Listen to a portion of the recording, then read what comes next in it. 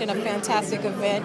Talk to us a little bit about your connection to the foundation and what brought you tonight. Well, number one, I came here because of those twins, Dane and David. I've been knowing them for a long time. And I think with what happened to their father, I think it kicked them into action. And they've been raising money for cancer research for many, many years. And those guys have an uncanny ability to bring some of the top athletes. And for us, it's great to come and be able to hang out with guys you played against, played with, and guys that we've admired.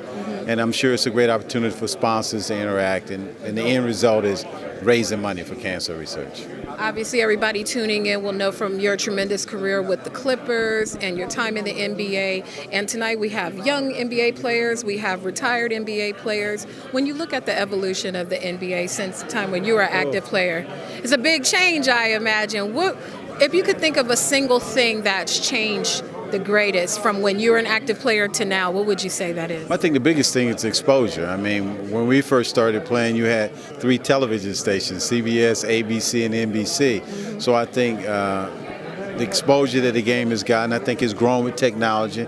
As a result of the technology and how widespread the game is now, the money has grown. So it's a multi-billion dollar industry.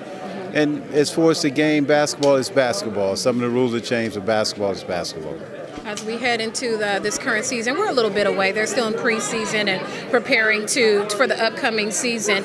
We know that as of now, the Golden State Warriors are the elite in the West. What is a team that could come out of who will emerge from the East now that LeBron has come here to the Western Conference? Who's the next team in waiting who can rise up and take over the East? Well, if you look at the East, I think the team that played the best was the Boston Celtics.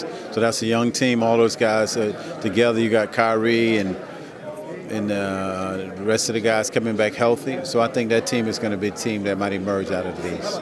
And lastly, if you could pick your own starting 5 ideal super dream team, basketball team, who would be in your top 5 from any era playing each position? Well, I mean, that's too hard of a question. I mean, like you say, I think you have to go eras. I mean, because who do you go at the center? You go get Bill Russell, Wilt Chamberlain, Kareem, or Shaq.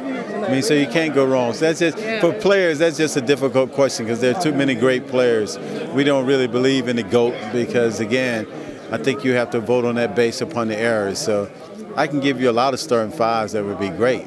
Okay, pick just one from your favorite era. How about your favorite era? Well, if I pick from my era, I'll start out with Kareem. I mean, that was the guy that was the most dominant in my era. So my team would start with Kareem. Okay. And how about for point guard?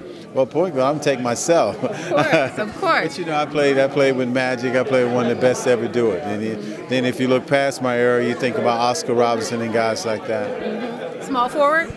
Small forward. Look, I played with Silk. I love Silk, but Dr. J played small forward. Bernard King played small forward. So those guys are great. You're still trying to get me to that top 5. But again, see how I eased you into they that? eased me into it, but it's still, like I say, it's very difficult. All right. I thank you so much for stopping. Have a great time tonight.